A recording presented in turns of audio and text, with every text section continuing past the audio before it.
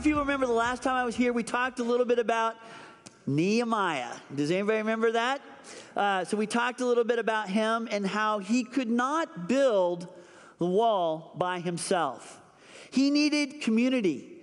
And we see community in this room. It's not just as a big church as a whole, but we see pockets. We see C3. How many C3ers are here? Raise your hand nice and high if you are a C3er. We love you guys. And I think family ministry couldn't do what we do without some C3ers, and they do such a great job. But that is a community. And it is it's amazing that people are looking for community. And we can't do things by ourselves. We were not meant to do things. I don't care if you're an introvert. You were not built to do things without community. Okay? And so we define this as, that we have to look beyond ourselves to be able to do what God wants us to do. So that's what Nehemiah did. He needed community. He reached out to who? Family and friends, right? Across the generations. And we learned what a difference it makes when we work together. And so we can do so much more if we would just work together.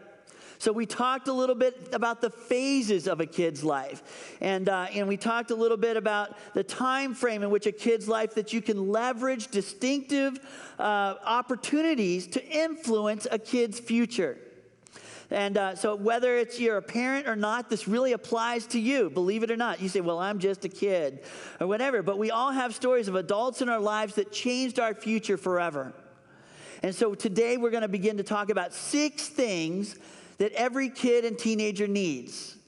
So to remind ourselves of this, I am going to pull out, yes, the only prop I ever know in this church. It is the 900 and how many? Come on, people. Wake up! Yes, 936 weeks that we have with our kids when they were born to the day they graduate from high school. Okay? So it's a lot in there. There's a lot of little marbles in there that represent each week. And it represents my son, Zach. I have a few marbles left, not very many. And he is actually going to be going off to college. So there's actually 60 more weeks that I have with him before he actually takes off and is a man on his own. And I'm a little nervous about that. I'm not going to lie to you. And so we all know that there's these 936 weeks that we have. So, and I only have 60 left with my kid, and then they're done. The other 2, I had 2 other jars here, but they're empty. So I didn't even need to bring them out because they're already done, and they're sitting on the front row. And if you guys watched them worship on the front row, you would know that I know that their assurance of salvation is there. They love Jesus with all of their hearts. And so my job is done. Actually, my job is just beginning because now I get to start a new kind of relationship with them where we're friends for the most part.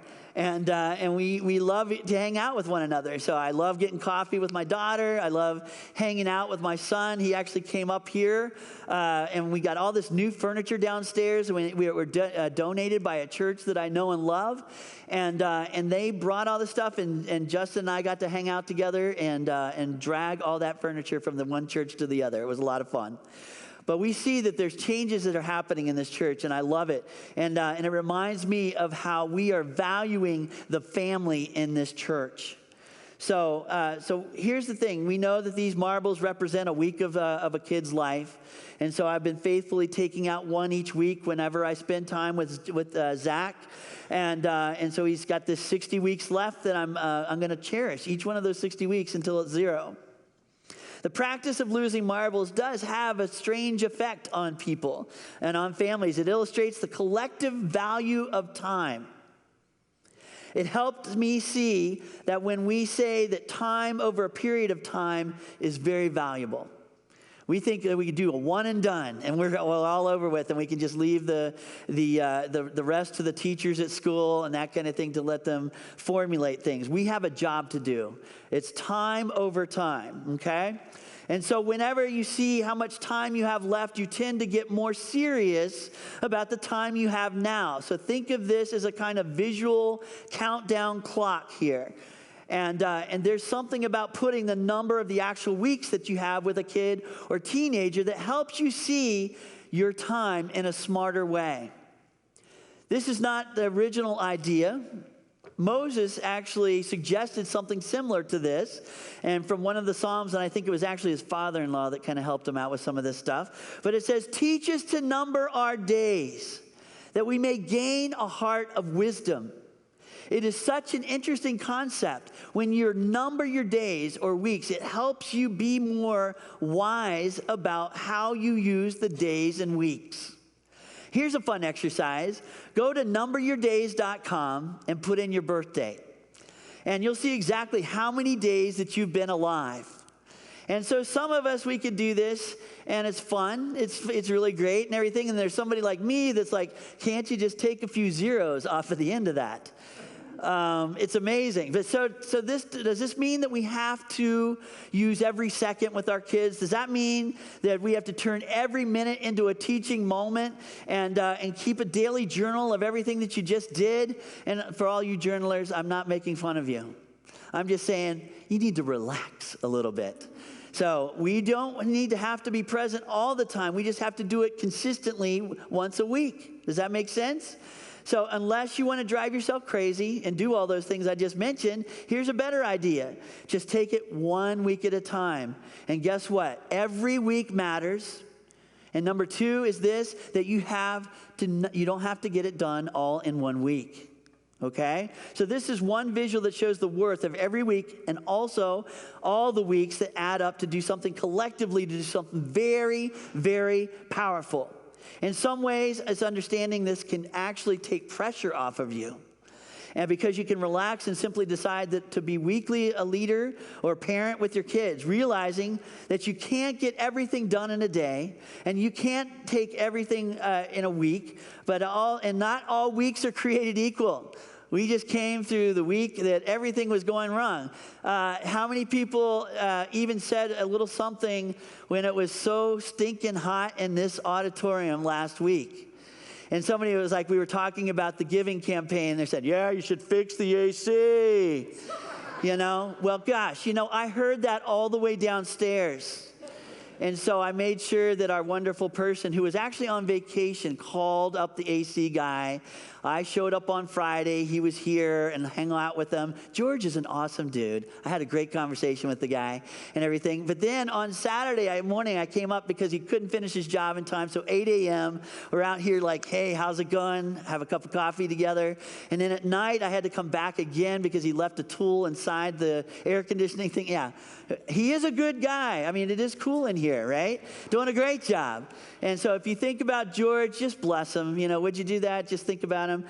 He did a great job helping us out. But we all know that there's certain things that God has for us to do.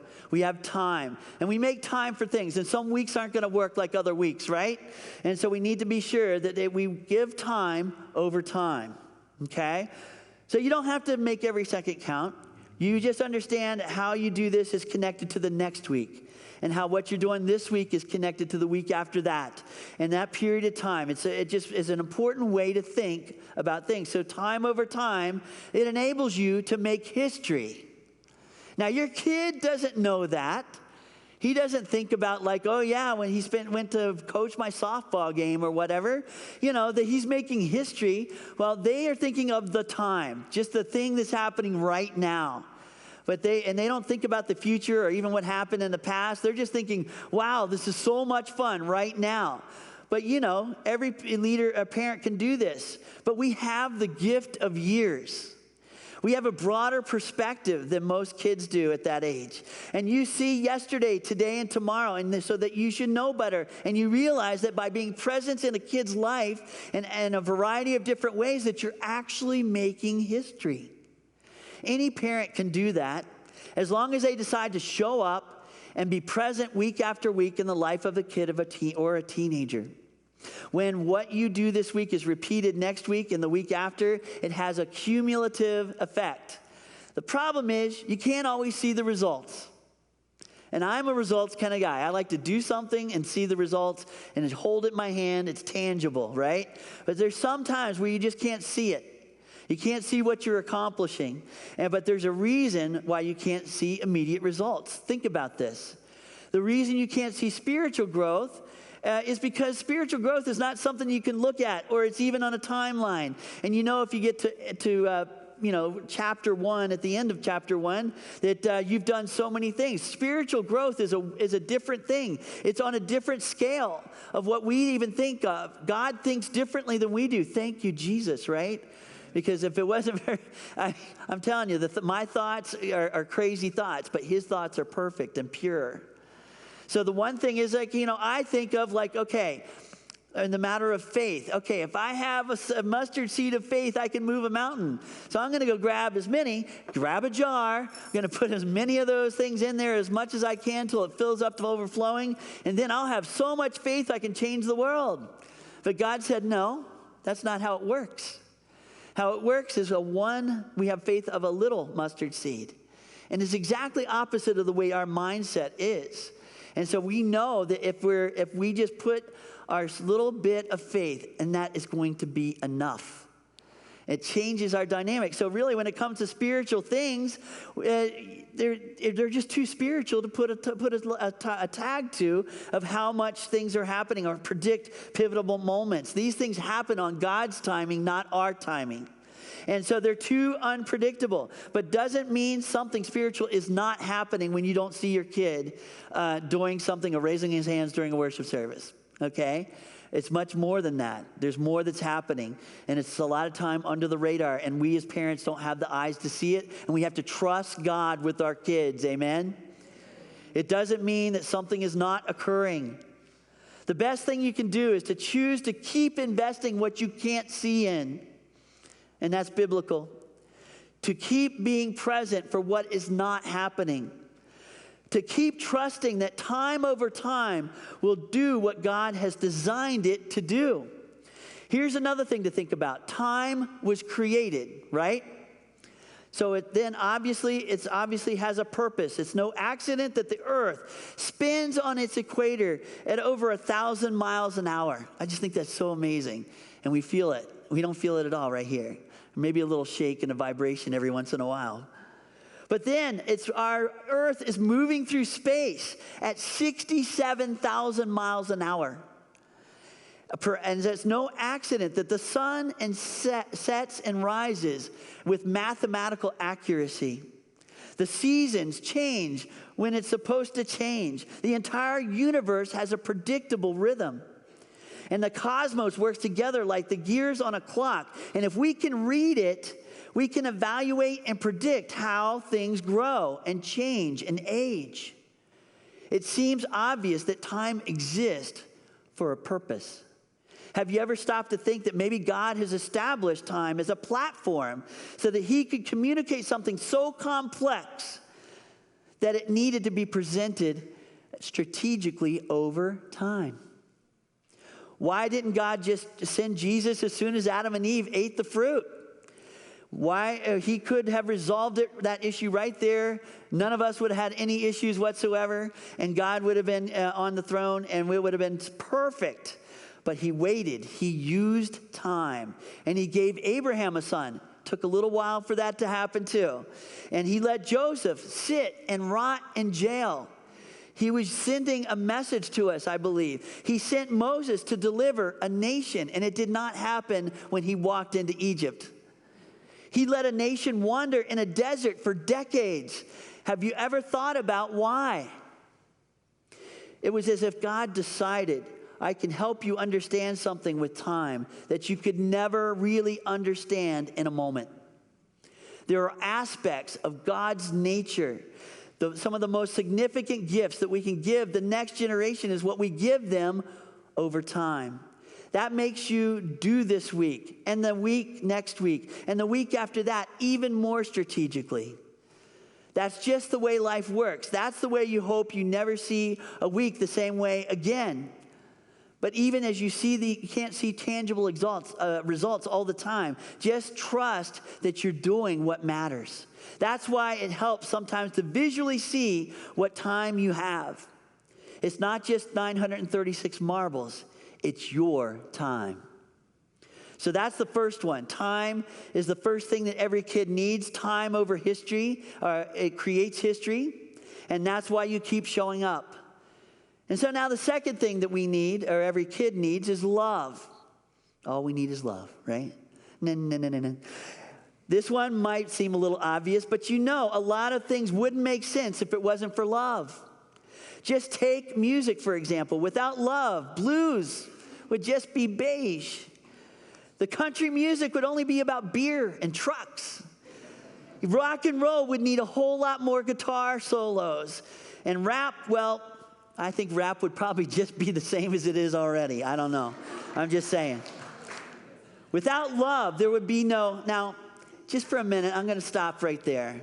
We're actually looking for a house, Missy and I. We have a different life that's about to be led. I know some of my good friends I see on the second row in the back have done this. They kind of downsized a little bit, owned their own little townhome. And so we're kind of looking that way and trying to find community here. We want to be close by. We actually went to a place right across. We could throw sticks at the Bernard's house and everything. It was kind of fun checking those out. But it reminded me of my first place that Missy and I ever lived. And it was this little apartment in Centerville, and there was a 2-bedroom. We thought we had a castle, and it was awesome. And guess what? It was I won't tell you when it was. It was $625 a month. Can you believe that? That's how much some of you guys are paying for your little corner of heaven in your house, right? But so here's the thing. We were on the 3rd floor. There's a couple other floors down below and everything, and there was this one guy. Loved the guy. We talked to him when he was outside and stuff, and he was this amazing guy. Oh, my goodness. He was 55 years old, not around about what my age is now. So I thought of him as an old man back then. And but he was on his own. He was a single guy, but he had a girlfriend. And every once in a while, he'd bring his girlfriend over to his apartment and stuff. And man, they loved each other. It was great. And you could see him, holding hands, walking in and stuff. And everything seemed to be going well. But as the night progressed, it seemed like they always got into a fight. And the fight got louder and louder. And, the walls were definitely paper thin. And we heard every single word. And, words that I could not repeat in a church. So that would happen, and the guy would just get all frustrated, and that we saw that the girlfriend would run out to her car, and she kind of drove off in a not so nice way. And the guy would go back inside, and he'd start playing a little Whitney. And I Will Always Love You. And it was stuck on repeat over and over, and I think he passed out and was still playing, and I will always love you. You know the words and everything, but so thanks, Whitney, wherever you are. But we know that love it changes a song. You insert love into a song, and it changes things. And I even would say the songs that we sing here on Sunday morning is not just about somebody out there. It's about somebody we have an intimate relationship with, and we love so much that we just will be bowing on our knees, as Jeff was this morning. That we love him. That there was that inserting of love that happened. We know that happened when Jesus Christ did the work on the cross so that we can have a love affair and have a heavenly Father that we can go to at any time, any place, and he will hear you and he will answer you. Can I hear a bigger amen than that? Because it is amazing. It's something I could not live life without him. So a side note, you want to be the best parent that you can be, dads? Love God with all of your heart, soul, and strength, and love your wife. And you want to be the best parent you can be, moms? Love your God with all of your heart, soul, mind, and strength, and love your husband. Love is something that takes time. It takes a lifetime. I mean, I'm going to be celebrating 28 years in July with my wonderful wife, Missy. And we still haven't figured it out yet. We're still working on it. And I tell everybody that ever comes into counseling, I say, you have signed a contract that you're going to make this work. And it might not work the first week or the second week or the first year or the second year, but we're going to keep doing it. And we can be, I forget what the name of the movie was, but we are maladjusted misfits. And we're loving every minute of it. And so that's the way it is. It's like being with people. So there are many kinds of love. And I want to share with you a couple of those, or 3 of them to be specific, that there are many kinds of love. Just as there's many kinds of vitamins that we take, if you want a well-balanced diet, you don't say, well, I'm taking a lot of vitamin A, so I'm going to leave vitamin C out. You can't do that. So it's the same with love. It isn't enough to have one kind of love. You need a balance of the right kinds of love. Unfortunately, the English language has just one word for love, and that's love. The same word used to describe everything from the highest act of sacrifice to the most polluted form of lust. The New Testament was written in Greek, and it uses 3 different words for love. There's eros, philia, and agape, meaning physical love, emotional love, and spiritual love. And every good relationship needs all 3 of these. Eros is the romantic love. It's inspired by the biological structure of the human body. It seeks sensual expression, but is far more than just an act that we all think of or you might hear about. It gets our heart pounding when we see a person after a time of absence. For me, it's 6 hours when Missy is out at school, and then finally she gets home, and I'm just so happy to see her. And I'm telling you, that's what inspires us. What inspires me to do what I do, knowing that I am actually passing that on to the next generation, knowing that God is in our mess and that he's doing something great. He's going to make a beautiful picture out of it. It's what inspires longing to hold another person. That's what eros love is. It's a vital and important love in all aspects of relationship. Philia is the second kind of love. It's the friendly love, okay? I know it's not the friend zone, all right? That's a whole nother thing. We don't have enough time to talk about it right now. But it's motivated by common interest and goals. It's what is meant when a husband says to a wife that we like each other. And then we really like each other. And it's expressed in the feeling that you'd rather be doing nothing as long as it's with that person. I know, like, sometimes we get in the car and we just drive. And there's not probably maybe 4 or 5 words that are spoken the whole time we're in the car. But we just enjoy one another's presence, and it's just amazing. And that's how I feel about God. That's how I feel about Missy as well. So hopefully we're best friends, and we're meant to enjoy one another's company. And then there's the third love, and that's agape. It's a self-giving, unconditional love. In kids' church, we say it is loving someone no matter what. It's the love that finds its motivating power not in the loved, but in the person. Agape is self-giving. It's unconditional. It's the love that finds its motivating power by loving somebody more than you love yourself. So it's the self-giving love that we can do. It's what I feel if my kid was walking in front of a Mack truck. And I know I would run out and do my best job to push them out of the way and just let it run through me. And I remember feeling that way about Missy the first time. We were probably dating for about 6 months. And I just remember this feeling that popped in my head, this thought that I loved her enough to give my life for her.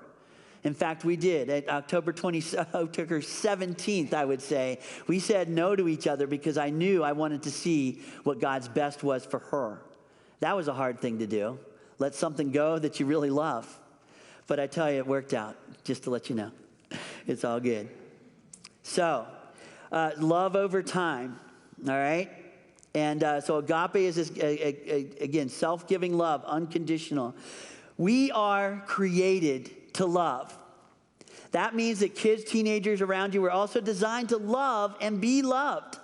You are so in a unique position to demonstrate the incredible thing that love over time can really do in the life of a kid. You think we'd understand by now that love over time can do, but it's easy to get busy and we forget to make love a priority. It's kind of like the Pharisees. We all know who they are. They were religious leaders. They probably know more about the Bible than anybody else on the planet. They know that they spent lots of time being in the temple and everything, and that was okay. That was good. They showed up consistently. They prayed longer than anybody else. They prayed harder than anybody else. And then they showed up and they studied scriptures relentlessly. But they were so busy doing all those things, they forgot what it means. So actually the most important thing. The greatest commandment is to love your God with all of your mind, soul, strength. And there's the second part of that commandment, that you love your neighbor as yourself. Let me paraphrase. Love matters. Can I elaborate a little bit? Love God matters.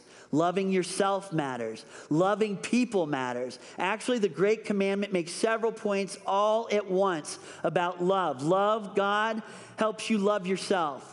Loving God helps you love others. Loving yourself helps you love God. Loving yourself helps you love others. Loving others helps you love God. Loving others helps you love yourself. And all are true, all at the same time. What a genius idea. Of course it is. It came from the one who made you. And before you get too opinionated about the overemphasis of love this morning, remember who said it. Just be careful you don't minimize what Jesus maximized. So stay focused.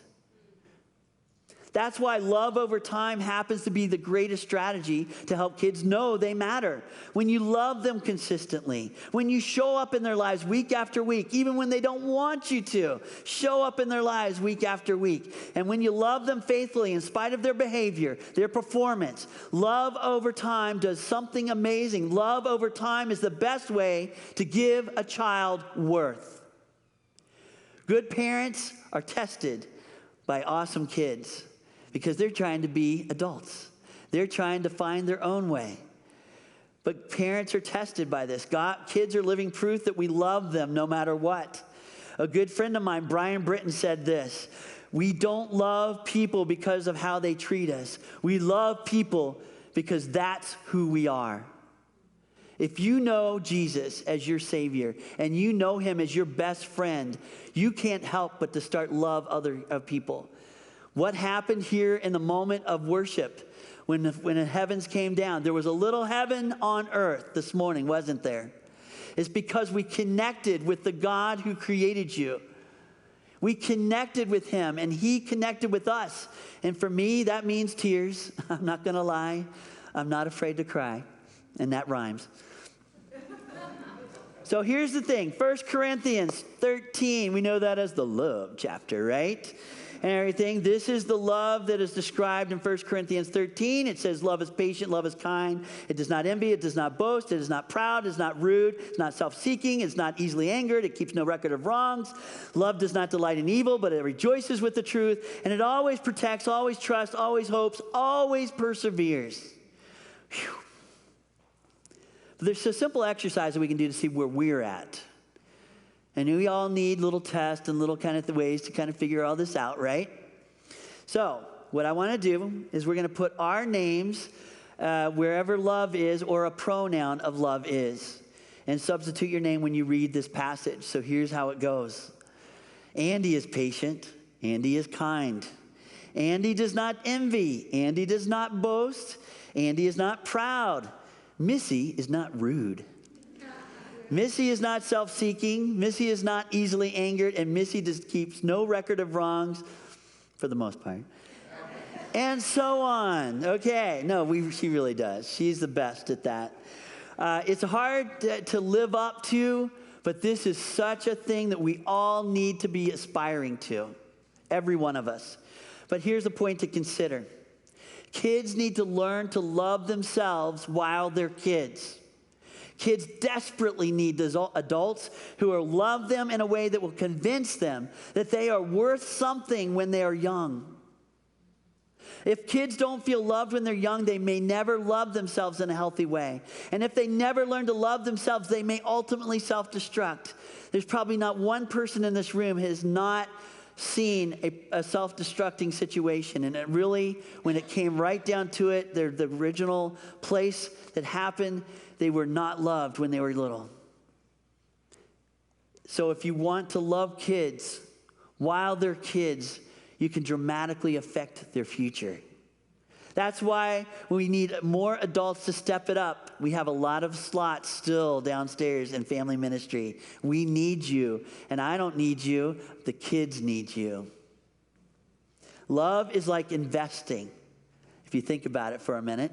It gains shares. The sooner you start paying in, the greater the return will be later.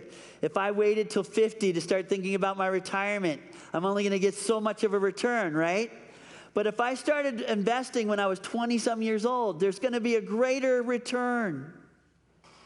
Each one of us need to see that with our kids. When you start imagining the future of your child, you will start investing more in them now. If loving a child begins to build a healthy sense of worth, rejecting a child can certainly do the opposite. One of the best ways to do that is to simply prove it. And you're asking, how can you prove love? Well, do it the same way God did, right? Have you ever stopped to thinking about the fact that the entire story of Scripture is about God pursuing a relationship with us over time? Regardless of our behavior and mess, He kept showing up. Finally, He sent His Son to walk with us and to be physically present so that we could touch and know Him. You prove love as parents and leaders in the same way. You simply decide that you're to be physically and consistently present week after week. And remember, kids will test you to see if you really like being around them and with them. They probably won't believe you love them if you never like them enough to hang around them. And also, keep this in mind in the back of your head. The window of time in their lives as kids and teenagers is a key opportunity for us to give them a sense of worth and value that they will need to face life as an adult.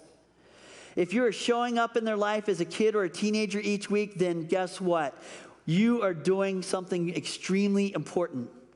Just remember how to love them and how now will affect how they feel loved in the future and who they're going to find love from in the future. And our last one for today is words. Words over time. We all have a tendency to underestimate the weight of words. But research has actually shown that in order to think a thought, paint a picture, or work a math problem, you need words. It's simple. Words allow you to think and see and interpret the world around you. And it seems like that words must be a big deal to God, too. After all, everything started with a word. The first words ever spoken were God's. Let there be light. Maybe it's no accident that words have been helping us see ever since. Lighting on the subject, right? But all things with power, words have the potential to do as much damage as they do good. Words can be used to love or to hate, to encourage or tear down. It can turn a light on or it can close a door. What you say has more impact than you think it does. Maybe that's why an early Christian leader named James warns us that it's like a bridle on a horse or a rudder on a ship. They are small things, but they have tremendous influence. And when you put words over time, something even more significant happens. They aren't just something that you'd use to win Scrabble, which I love that game, by the way. But they're also something, or even something that we use to get more followers if we tweet these words. Words over time actually become a collection of messages that impact somebody's direction. So words over time equal direction. It's easy to take words for granted because we use them every day. But the words we use not only affect what we see, they affect how we influence others to see. That's why over time, the words you use decided to give to kids and teenagers are so important. Every time you speak, you are reinforcing or expanding their vocabulary. You are giving them words that will shape how they see the world and how they see themselves and how they think about God. Your words can help them imagine and understand things that they can't see so that they can keep moving in a positive direction. Words over time help kids reason. It's not really complicated to understand, but I want my kids to be able to think for themselves. Words make you think. So the more words you have, the more ideas you can ideate, and intuition that you can intuit, and thoughts that you can think. If you want kids to be able to reason, they need words. If the greatest indicators of a child's future success is vocabulary, it's probably why the U.S. military armed forces qualification test gives twice as much weight to verbal scores as math scores. Or why SAT is weighted toward verbal abilities 2-to-1. And they are acting on the belief that the greater your variety of words, the greater your scope of thinking. And if you want to help a kid or a teenager be an innovator, problem solver, and a learner, then give them words. Because if they never expand their vocabulary, they will grow up limited and stuck and dependent. Words over time can help kids win. If words are in general help us think, problem solve, and learn new concepts, guess what? A few select words can have the ability to shape what we feel, what we hope, and what we dream. And if you want a kid to know they matter, then make your words matter. And if you want to talk to them and you want to talk to them about things, the words you use matter. The words that you use can set them up for what feels to be significant and valued and unique. Or the words you can use can unintentionally limit and box them in and make them feel trapped. We need to use our words wisely. One more thing about words over time is that you can help kids believe. Your analogies, adjectives, and questions will shape how they think about God. And you literally are giving kids a spiritual vocabulary when you give them words over time. And remember something else, that when you say to a kid, what you say to a kid will probably matter much to them unless they know that you matter about them. That you love them, that you care for them enough to spend time with them. When you like hanging around with them, when you affect how they hear what you say. It's really interesting how loving a kid can change how you say what you say. And loving a kid will also change how they hear what you say. So when you say something this week, say it so it matters. And say it so someone knows that they matter. Because a few words can have a lasting influence. And I'm going to end with this story. We had a friend of mine, his name was Spencer, and he was an awesome dude. He was one of my best friends growing up, and he actually lives across the street in a house right next to my parents now. He never left the neighborhood. Software engineer now, owns a company that is multi-million-dollar. He's an amazing guy, but he was on my Little League baseball team. And back then, he was tall, gangly, skinny, and deathly afraid of a baseball. And we had this amazing team. We were really good. And my catcher that was our catcher, he actually went to the minors right out of high school. We had two baseball pitchers that were amazing, and they both went on to play college ball, and I think they made it into the minors as well. And then there was Spencer, who they put out in left field for a reason. And they also cringed every time that he came up to bat. But that coach of mine, who was actually the coach of the guy who was the catcher, and just really poured in, you can see it poured into his kid, but he also poured into Spencer. And every time he got up to bat, he said, "You can do this, and I believe in you." Those two phrases. And so he got up, so scared, the ball would just come by 3 times, and then he would walk back to the dugout. This happened all season long. Fast forward to the last game of the season. This was the national, or our national, it was the neighborhood championship, but it seemed like a national championship to us. All right? So we were having a great time. It was going back and forth the whole game. You get to the 9th inning, the other team was up 5-4. We had a guy on second. And guess who was up? There were 2 outs. And guess who went up? Spencer. And of course, the guy grabbed him by his shoulders and he said, "You can do this. I believe in you." First pitch goes by. Spencer was just like a concrete statue. He just didn't move. Strike 1. And of course, he yelled out, "You can do this, Spencer. I believe in you." And then the second one came by, another strike. He called timeout. He got him out of the batter's backs, and he looked him straight in the eye. He goes, "You have one more chance, And I want you to know, I believe you can hit this ball out of the park. I would not believe this story if I heard it, but it's a true story. And so he got back in the box. Coach went back to the dugout. Ball comes through. I mean, you know what happened. Boom! Hit the ball. It goes over the shortstop's outstretched arm. You know, I thought he would have it. It was going to be an out, and the whole thing was going to be over. The guy is from second, so it goes over the back, hits the fence in the back. It was an in-the-park home run. I will never forget this. There was never a bigger celebration than what happened when he hit home plate. All of us were there hugging him. We put him on top of our shoulders. We actually ran with him or on our shoulders around the bases one more time. And that, I believe, was a pivotal moment in Spencer's life. Because one person decided they believed in him, and not only said that they believed in him, but showed them that they believed in him. It would have been easy to put a designator hitter in there. We could have won the game handily, and it would have been fine because everybody else on the team were great hitters, including myself.